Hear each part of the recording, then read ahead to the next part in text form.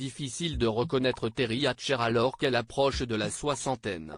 L'actrice de 58 ans essuie très souvent les moqueries d'internautes à cause de sa dépendance au bistouri. Le manque d'expressivité de son visage ne cesse d'augmenter à mesure que ses apparitions au cinéma s'amoindrissent. Il faut en effet remonter à 2019 pour la croiser dans un film. Cette année-là, elle donnait la réplique à Kevin Smith et son complice Jason Mewes dans la comédie parodique Madness in the Method, distribuée à la fois dans les salles obscures et en streaming aux États-Unis, mais inédit en France. Le site spécialisé IMDb ne liste aucun autre projet en préparation. Côté série, ça n'est guère mieux. On a pu la croiser pour la dernière fois dans la seconde saison de Supergirl en 2017. Tout pourrait cependant changer à partir de cette fin d'année. Son nom s'affiche au casting du téléfilm Coup de foudre en cadeau de Noël, diffusé ce lundi 4 décembre sur TF1.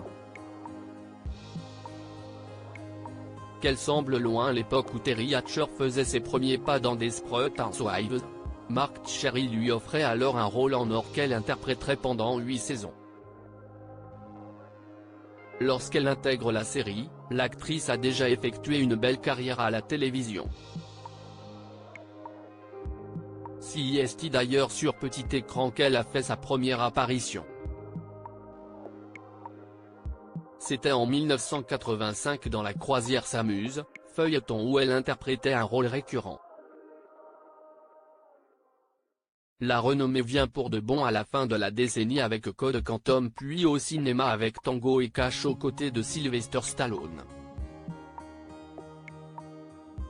Tout s'accélère ensuite grâce au succès retentissant de Lois et Clark qui l'a fait vraiment découvrir du grand public.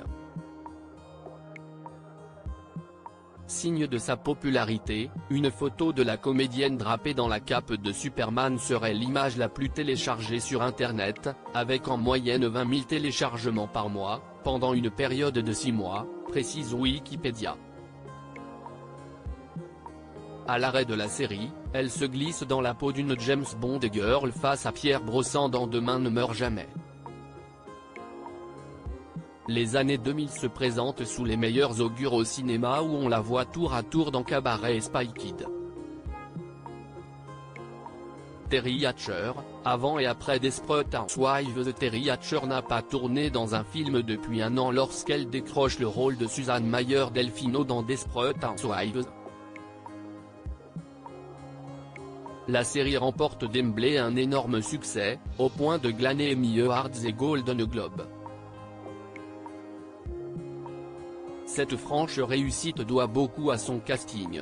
Teri Hatcher donne la réplique à des actrices chevronnées comme Felicity Huffman, Lynette Scavo, Marcia Cross, Brie Van de Kemp, ou encore Eva Longoria, Gabrielle Solis.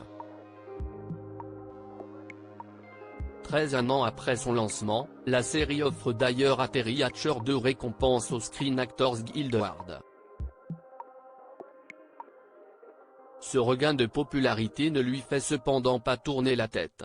La star de Desperate Housewives fera un crochet par Smallville en 2010 où elle interprète cette fois la mère de Lois Lane.